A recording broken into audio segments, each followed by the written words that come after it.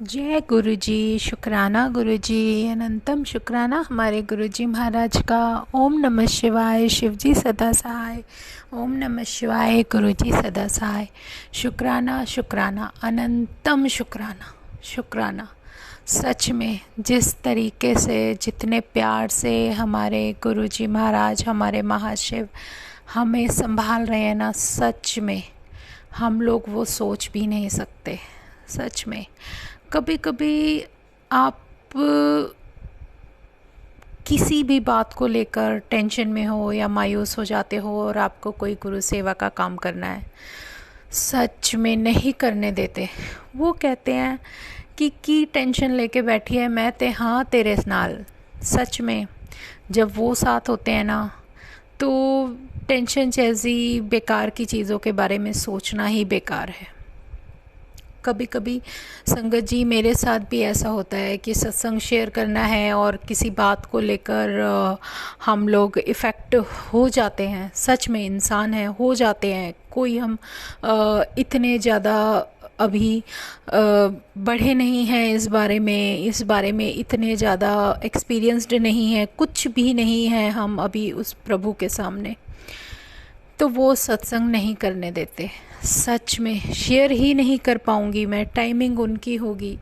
और वो चाहते हैं कि जो भी तुम करते हो बहुत खुश हो के, दिल से, खुशी से करो। जो उन्होंने ज़िम्मेदारी दी है, उस ज़िम्मेदारी को उतने प्यार से निभाओ कि उस ज़िम्मेदारी को निभाते हुए जो पॉजिटिवनेस तुम्हारे सत्संग में हो, तुम्हारी बातों में हो, वो सब उन सब संगतों के पास पहुँचे जो खुद उस पॉजिटिवनेस के लिए आप लोगों का सत्संग सुनते हैं। शुक्राना हमारे गुरुजी महाराज का। पता नहीं कैसे, किस तरीके से, कैसे प्रैक्टिकल करके दिखा देते हो, समझा देते हो, आंसर दे देते हो और बताते हो कि तुम्हें सेवा दी क्या है, क्या करना है तुम्हें अपने जीवन में। अगर कोई जीवन तुम्हें बख्शा गया है तो उस बख्शे हुए जीवन का कोई तो लक्ष्य होगा जो तुम्हें भगवान ने दिया है। वो जो रास्ता उन्होंने तुम्हें दिखाया है, उस पर चलना तुम्हारी जिम्मेदारी है। सामने तुम्हारे अगर कोई तुम्हारा दुश्मन है तो उसको कभी ये मत समझो कि हमें इसे डराना है या इसे नीचा दिखाना है। अपने मन में कोई बुरा भाव मत लाओ। तुम्हारा काम है फ़ाइट करना, हर परिस्थिति में फ़ाइट करना, हर उस नेगेटिवनेस से फ़ाइट करना जो तुम्हें परेशान करने की कोशिश करे। उस सब से फ़ाइट करना, सिर्फ फ़ाइट करो। मन में भाव अच्छे ही रखो, अपने अंदर की अच्छाई को ख़त्म मत करो। जो अच्छाई तुम्हारे अंदर है, जो देखकर प्रभु ने तुम्हें अपनाया है, अपने चरणों में जगह दी है, उस अच्छाई को ख़त्म करने की ज़रूरत नहीं है। वही तो एक रास्ता है, वो सच एक रास्ता है जिसने तुम्हारे प्रभु के सामने तुम्हारे दिल की अरदास पहुंचाई है। क्योंकि अरदास प्रभु के सामने हमेशा सच के साथ ही तो पहुंची है।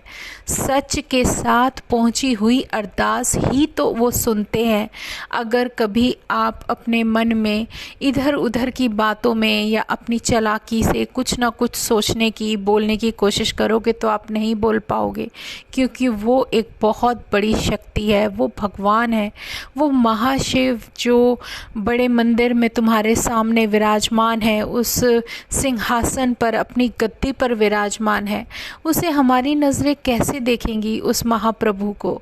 हमारी आंखों पर तो पर्दा पड़ा रहता है, हमारी बेकार की अक्ल का पर्दा, जो हम बेकार की चीज़ों में, इधर उधर की बातों में गंवाने लगते हैं।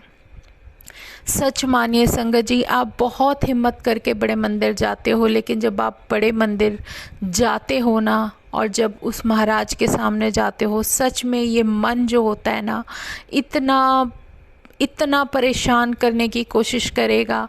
उसके अंदर उमड़ती हुई इधर उधर की बातें इतना परेशान करने की कोशिश करेंगी कि वो आपका ध्यान, आपका जो भी आप कनेक्शन उस प्रभु से लगाना चाहते हो ना, वो नहीं लगाने देता। सच में बहुत मुश्किल होता है उस प्रभु के साथ जुड़ना। उस प्रभु से थोड़ी देर जो पल भी मिल जाए वो बहुत कीमती होते हैं। पता नहीं कैसे सब उनकी मर्ज़ी के अनुसार ही होता है। वो सब जानते हैं, उन्हें पता है हम अंदर से कितने बेचैन हैं, हमारे अंदर कितनी बातें उथल पुथल करती रहती हैं, हमारे दिमाग में क्या चलता रहता है। इसीलिए तो वो कहते हैं कि यहाँ पर सब कुछ अपने घर पर छोड़ के आया करो। दिमाग और अक्ल लगाने की ज़रूरत नहीं है, सच में नहीं है। वहाँ वो शक्ति है जो जिसका राज है, और वो राज जो उस मंदिर में है, जो कि एक ऐसा दिव्य, आप ये कह सकते हो, एक ऐसा दिव्य अनुभव है जो हर कोई महसूस नहीं कर पाएगा जब तक वो उस शक्ति को जानने की कोशिश नहीं करेगा। वो तो अंतर्यामी है। उस अंतर्यामी, उस भगवान के सामने हमारी क्या चल सकती है और क्या चलेगी। कई बार ऐसा मन करता है कि हम प्रभु से बोलें कि प्रभु प्लीज़ आप जहाँ भी हो वहाँ से उठकर आओ और हमें अपने गले से लगा लो। सच में बहुत ही ज़्यादा कभी कभी हम बेचैनी महसूस करते हैं, जिसको सिर्फ हमारा भगवान समझता है। अंदर बहुत उथल पुथल मची रहती है, जिसको सिर्फ वही शांत कर सकते हैं और कोई नहीं। बहुत सारी चीज़ें ऐसी आती जाती हैं जो हम देखना भी नहीं चाहते, सोचना भी नहीं चाहते, लेकिन वो चीज़ें परेशान करती हैं और हमारे भगवान ने उन सब का इलाज कर दिया है। लेकिन इंसान होने के नाते हम इन चीज़ों से ऊपर नहीं उठ पाते, जबकि बार बार वो हमें यही समझाते हैं कि जो लाइफ दी है, जितने पल तुम्हें ब्लेस किए हैं उसको खुशी खुशी जियो, जो काम कर रहे हो उसको खुशी से करो, जितने पल भी दिए हैं हंसते हुए जियो, और जितना हो सके उतना अपने इस जीवन के समय को, जो भी आपको बख्शा गया है, उसका सदुपयोग करो। उस सीमित समय को उस तरीके से जियो कि उसका कोई ना कोई अर्थ हो। व्यर्थ में जीवन गंवाना बहुत बड़ी बेवकूफ़ी होती है। उस सीमित समय को किस तरीके से बांध कर चलना है, उसको किसी के लिए उपयोगी बनाना। शायद हमारे हाथ से की हुई कोई ब्लेसिंग, कोई भी एक अच्छा कार्य शायद किसी के लिए कुछ अच्छाई का काम बन जाए। यही प्रार्थना हमारे भगवान से हमेशा रहती है। इसीलिए प्रभु ने हमें सिखाया है कि अपनी प्रार्थनाओं में सबका भला मांगो, क्योंकि सबका भला मांगते मांगते कब तुम्हारा अपना उसमें नंबर आ जाए तुम जान भी नहीं पाओगे। सबके लिए भलाई मांगो, चाहे कोई इविल ही क्यों ना खड़ा हो तुम्हारे सामने। वो किस तरीके की बातें करता है वो उसके ऊपर निर्भर करता है। ये भगवान ने ही तो सिखाया है कि उसकी प्रवृत्ति उसके प्राकृतिक अनुसार ही तो मिली है। अगर वो इविल है तो किसी कारण से होगा। अगर वो आपको हानि पहुंचाना चाहता है तो ये उसका नेचर है। आपने एक वो सत्संग में एक कहानी है जो गुरुजी मुझे इस टाइम याद दिला रहे हैं। एक साधु महात्मा थे जो अपनी पूजा के समय सुबह सूर्य देव को अर्घ्य देने के लिए नदी पर नहाने जाते हैं। वहाँ पर जैसे ही वो नदी के अंदर स्नान करने के लिए उतरते हैं, तभी उनको एक बिच्छू पानी में डूबता हुआ दिखता है। वो उस बिच्छू की मदद करने के लिए उसको अपने हाथ से उठाकर किनारे तक लाने की कोशिश करते हैं, क्योंकि वहाँ पर और कुछ नहीं था। लेकिन ऐसा करने में जब से वो पानी के अंदर से निकाल कर नदी तट के किनारे तक लेकर आए, उस बिच्छू ने कम से कम 100 से 150 बार उन्हें डस लिया होगा। इतने बुरी तरीके से डंक मारा होगा, क्योंकि वो नहीं जानता कि साधु क्या करना चाहते हैं। वो खुद अंदर से डरा हुआ था। उसके अंदर भय था कि शायद ये मुझे मार देंगे, लेकिन उसने अपनी प्रवृत्ति के अनुसार उनको बार बार डंक मारा। और जो साधु जी, जो ज्ञानी थे, वो जानते थे कि इसकी प्रवृत्ति ही यही है, इसीलिए तो ये सब कर रहा है। मैं तो इसकी जान बचा रहा हूँ, लेकिन इतना दिमाग तो सिर्फ इंसान को ही भगवान ने दिया है, और वो उनकी सोच पर निर्भर करता था कि वो उनकी सोच क्या है और उस बिच्छू की सोच क्या है। किसी तरीके से वो उसको नदी किनारे पर छोड़ देते हैं और बिच्छू अपने रास्ते चला जाता है। लेकिन शायद उसे कभी भी ये ज्ञान नहीं हुआ होगा कि उसने अनजाने में उस साधु को कितना दुख पहुंचाया है, सच में। लेकिन वो बिच्छू था, उसका काम ही यही था। इसी तरीके से कोई भी इविल होता है तो उसका काम वही होता है, उसकी प्रवृत्ति वही होती है। लेकिन हाँ, हर किसी की आयु होती है, एज होती है, चाहे कोई कितना भी बड़ा इविल हो, कोई किसी भी जाति का हो, किसी भी प्रजाति का हो, कोई भगवान हो, दैत्य हो, कोई भी हो, कोई अमर नहीं है इस धरती पर, कोई भी। और जब साधु जी ये सब कर रहे होते हैं, तब एक व्यक्ति, साधारण मनुष्य वहाँ पर खड़ा हुआ ये सब देख रहा होता है। तब वह उनसे पूछता है कि महाराज, आपने तो उसे जीवन दान दिया है, आप चाहते तो वो डूबकर वहीं मर जाता, लेकिन आपने उसे मरने नहीं दिया। आप उसे किनारे तक लाए हो, फिर भी वो आपको डसे जा रहा है, और फिर भी आपने उसका साथ नहीं छोड़ा। तो इसका अर्थ क्या हुआ?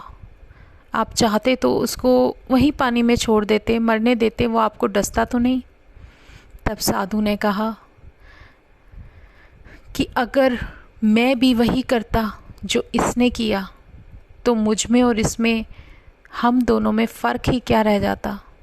लेकिन मैं वो नहीं हूँ, मैं वो हूँ जो एक ऐसी आत्मा है जो किसी की मदद करना चाहता है और उसको किनारे तक लेकर आना चाहता है। लेकिन बिच्छू बार बार उनको डंक मारता रहा, तो ये उसकी प्रवृत्ति थी, मेरी नहीं। मेरा फ़र्ज़ था, जो मेरी आत्मा ने कहा वो मैंने किया, जो वो जानता था वो उसने किया, वो उसकी आत्मा ने किया, उसको वही आता था। और लेकिन मैं इन सब चीज़ों से ऊपर हूँ, मुझे पता है मुझे क्या करना है। अगर किसी की मदद करने में मैं खुद घायल हो जाता हूँ तो इसमें बुरा क्या है? किसी की अच्छाई के लिए अगर थोड़ा बहुत दुख उठाना पड़े तो उठाना चाहिए, लेकिन आप किसी के काम तो आ रहे हो। इसीलिए इन सब से हमें सीख क्या मिलती है? अगर कोई सामने बहुत बुरा व्यक्ति आपके आ जाता है तो आप उस व्यक्ति से नफ़रत मत करो, उसके अंदर की बुराई से नफ़रत करो। कोशिश करो कि उसके अंदर की बुराई भी ख़त्म हो सके, तभी तो आप किसी के काम आओगे। शायद आपके जीवन में कोई लक्ष्य ऐसा भगवान ने दे दिया कि आप किसी के अंदर की बुराई ख़त्म कर सको, उसकी मदद कर सको। कोई कुछ गलत कर रहा है तो आपको उससे थोड़ा बहुत तो, इतना तो सिंपैथी होनी चाहिए कि उसमें उतनी ही समझ है, वो वही कर सकता है, इससे ज़्यादा कुछ नहीं। क्योंकि जो समझ आपको है ज़रूरी नहीं वो सामने वाले को भी हो।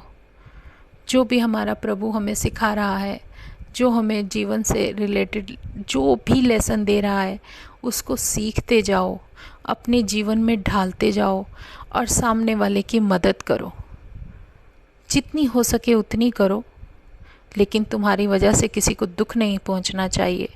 तुम्हारी वजह से किसी के साथ कुछ ऐसा ना हो कि उसके लिए आपको भुगतना पड़े। तो शुक्राना करो हमेशा उस महाराज का, उस महाप्रभु, उस महाशिव का, जिसने हमें इतनी समझ बख्शी कि हम कुछ करने लायक हुए। सच में हर किसी के दिल की भावनाओं की कदर करो, हर किसी के दिल की भावनाओं को समझो, कोशिश करो कि हमारी वजह से उसको कोई दिक्कत ना हो। हम सब उसी के तो हैं, उस प्रभु के ही तो हैं। अपने अंदर की जो बेकार की बेचैनी है, जो बेकार के क्वेश्चंस हैं, उनको ज़ीरो कर दो, सब कुछ उस प्रभु पर छोड़ दो। वो जो करेंगे सब कुछ अच्छा करेंगे, सबसे बेहतर करेंगे। इससे ज़्यादा हम किसी और से कोई उम्मीद कर भी नहीं सकते और हमें किसी से कोई उम्मीद रखनी भी नहीं है। भगवान ने कहा है जो उम्मीद रखनी है तुम मुझसे रखो और किसी से नहीं। जो अपने दिल की बात करनी है मुझसे करो और किसी से नहीं। तुम अपना काम करो, भगवान अपना काम करेंगे। और अगर कोई तुम्हें बार बार नुकसान पहुंचा रहा है तो पहुंचाने दो। वो उसका मन है, उसका कार्य है, उसकी हिम्मत है, उसकी सोच है। वो अपना कर्म बना रहा है। अपने कर्मों को तुम मत बिगाड़ो, तुम उसको वहीं पर छोड़ दो। जो उसका कर्मा होगा उसकी डेस्टिनी उसी के अनुसार चलेगी और हम अपने अनुसार चलेंगे। इसलिए हिम्मत करके अपने आप को, अपने अंदर की कमियों को दूर कोशिश करो कि वो सारी कमियां दूर धीरे धीरे हो जाएं, क्योंकि एकदम तो इंसान अपने आप को कभी बदल नहीं सकता। लेकिन जो भी प्रभु हमें समझ देते हैं, जो भी हमें सिखाने की कोशिश करते हैं, उसको समझो और अपने जीवन में उतारने की कोशिश करो। ये छोटी छोटी बातें ही तो होती हैं जो हमें आगे जीवन में बढ़ने के लिए प्रेरित करती हैं। शुक्राना है हमारे गुरुजी महाराज का, जो उन्होंने हमें इतनी समझ बख्शी कि हम कुछ समझने लायक हो गए, वरना उनके बिना तो किसी भी काबिल न थे। उनके प्यार ने ही बदल डाला। उनके प्यार की दी हुई ये सारी सीख, उनका हमारे जीवन में आना हमारे लिए वरदान है। वो हमारे सब कुछ हैं। उनके बिना हम कुछ भी नहीं। जो हमारे महाराज की मर्जी, जो वो हमसे चाहते हैं बस हम वही करें। शुक्राना करते रहें, अपने प्रभु के सामने अरदास रखें कि प्रभु जो आपके मन में हो वैसा हमें बना डालो। जो आप चाहते हो वही हम करें। इतनी कृपा कर डालो कि तुम्हारे अलावा कुछ अब जीवन में बाकी ही नहीं है। जो जीवन तुमने दिया है उस जीवन के अनुसार जिम्मेदारियों को पूरा करते हुए हम किस तरह जीवन बिताएं, ये समझ दे डालो। जिस रास्ते पर तुम हमको लेकर चले हो उस रास्ते पर चलने के लिए हिम्मत दे डालो। अपनी दी हुई दात, अपनी कृपा दे डालो। इसके अलावा, इसके बिना हमें ना तो कुछ आता है, ना ही कुछ जानना चाहते हैं। सिर्फ शुक्राना, शुक्राना हमारे महाराज, अनंतम शुक्राना।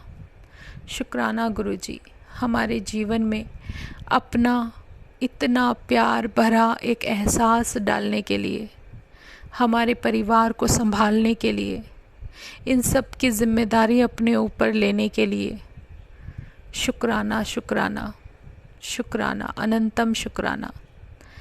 संगत जी, आज हम अपना सत्संग यहीं विराम करते हैं। शुक्राना हमारे गुरुजी महाराज का। जो भी शब्द दें बस उन्हीं के गुणगान करते हुए वो शब्द ज़ुबान से निकलें, यही वरदान दे दो। इतनी हिम्मत दे दो कि हम तेरा नाम जप सकें, तेरा सिमरन कर सकें, और कुछ नहीं चाहिए। शुक्राना गुरुजी, बस अपने साथ रखना। अनंतम शुक्राना। ओम नमः शिवाय, शिव जी सदा सहाय। ओम नमः शिवाय, गुरुजी सदा सहाय। सच में ये मंत्र जो आपने हमें दिया है, ये हमारा जीवन है। इस जीवन के देने वाले इस मंत्र का जितना जाप कोई भी करेगा वो इस भव सागर से तो ज़रूर तर जाएगा। शुक्राना हमारे गुरुजी महाराज का। जय जय गुरुजी। शुक्राना गुरुजी। अनंतम शुक्राना हमारे गुरुजी महाराज का।